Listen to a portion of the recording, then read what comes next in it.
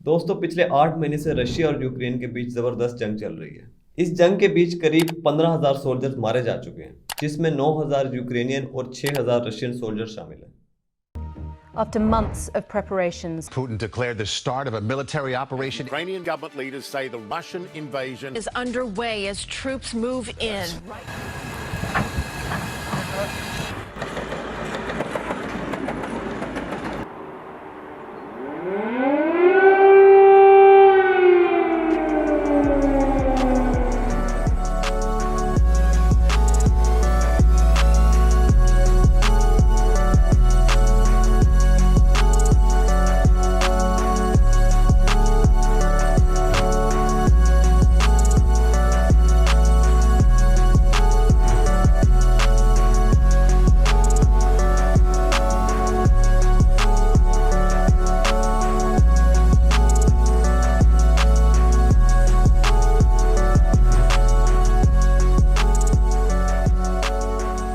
Putin chose this war, and now he and his country will bear the consequences.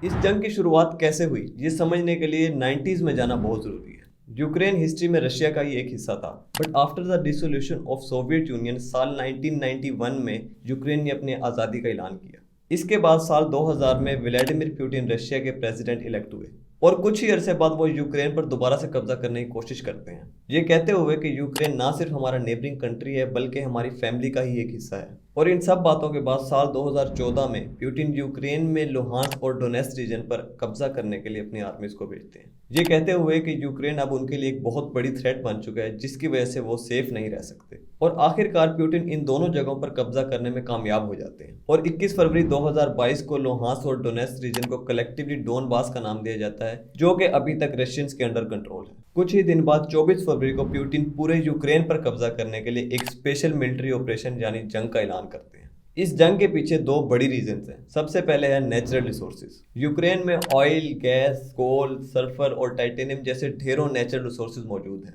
अगर Russia Ukraine पर कब्जा कर लेता है तो इन सब नेचुरल रिसोर्सेज का इस्तेमाल करके रशिया अपनी इकोनॉमी को इजीली एक्सपेंड कर सकता है। दूसरे नंबर पर आती है NATO, North Atlantic Treaty Organisation. NATO 30 countries पर बेस्ड एक सिक्योरिटी अलायंस है जिसमें यूएस, यूके, फ्रांस और इटली जैसी बहुत सी बड़ी कंट्रीज शामिल हैं। अगर इन कंट्रीज में से किसी एक पर कोई ऐसी कंट्री अटैक करती है जो नेटो में शामिल नहीं है तो ये सब कंट्रीज मिलकर इसको डिफेंड करेंगी through political and military means. इसका मतलब ये है कि उस कंट्री को एक नहीं, दो नहीं बल्कि नेटो की 30 कंट्रीज का सामना करना पड़ेगा। यूक्रेन पिछले कुछ सालों से इस कोशिश में था कि वो नेटो में शामिल हो जाए और अगर ऐसा हो जाता तो रशिया के लिए यूक्रेन पर कब्जा करना बहुत मुश्किल होना था। अपनी कहानी पर अगर वापस आए तो फरवरी 2022 को रशियन आर्मी यूक्रेन पर अटैक करती है।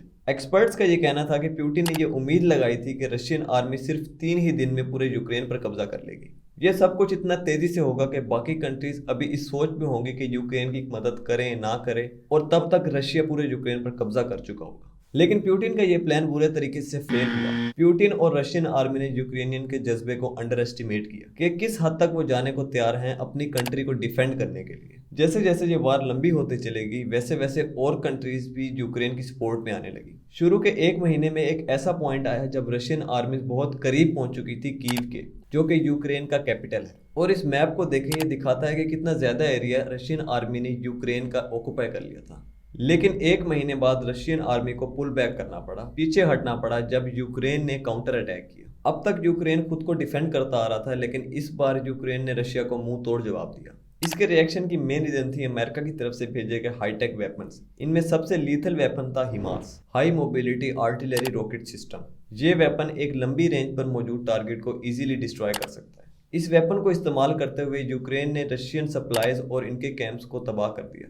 इसके अलावा यूक्रेन के पास अब इतने एडवांस वेपन थे कि वो रशियन आर्मीज पर हवाई हमले भी कर रहा था। इन यूक्रेनियन अटैक्स की वजह से बहुत सारे रशियन सोल्जर्स जान से हाथ धो बैठे। अब रशिया को यहाँ पर और सोल्जर्स की जरूरत थी। तभी 21 सितंबर 2022 को पुतिन पार्शियल मोबिलाइजेशन अनाउंस करते हैं। पार्शियल मोबिलाइजेशन का मतलब कि रशिया में जो आम लोग हैं जो इस जंग में हिस्सा नहीं भी लेना चाहते, उन्हें अब जबरदस्ती फ्रंट लाइन पर भेजा जा रहा है। इस सब के बाद बहुत से रशियंस अपनी जान बचाने के लिए दूसरे मुल्कों में भाग निकलते हैं। एयरपोर्ट्स और बॉर्डर्स पर घंटों का ट्रैफिक जाम देखने को मिलता है। फ्लाइट्स के रेट 4 गुना तक बढ़ जाते हैं। लेकिन इस सब के बावजूद 70,000 रशियंस मुल्क छोड़कर भागने में कामयाब हो जाते हैं। इसी तरह how to break arm at home Russians की टॉप गूगल सर्च चल रही है। यानी जो लोग पीछे रह गए हैं वो ये सोच रहे हैं कि कैसे घर बैठे अपना हाथ पैर या कुछ भी तोड़कर मेडिकली अनफिट हो जाएं, किसी तरह इस जंग के अजाब से बच जाएं। कल तक जो लोग रशियन यूक्रेन वार और पुतिन को सपोर्ट कर रहे थे, आज उन्हीं लोगों में पुतिन के लिए नफरत बढ़ने लगी। सड़कों पर इस मोबिलाइजेशन के खिलाफ प्रोटेस्ट होने लगे। नो टू वार और पुतिन इज अ थीफ के स्लोगन्स देखने को मिले।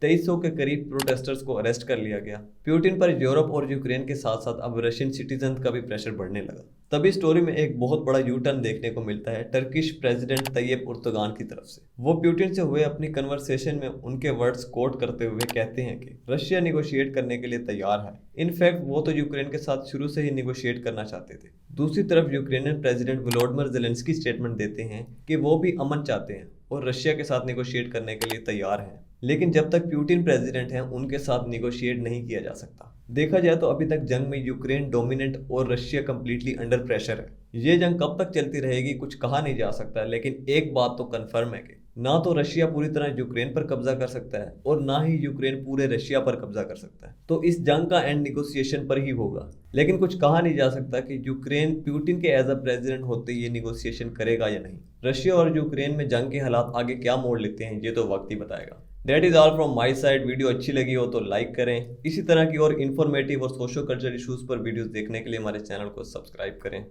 Bye bye.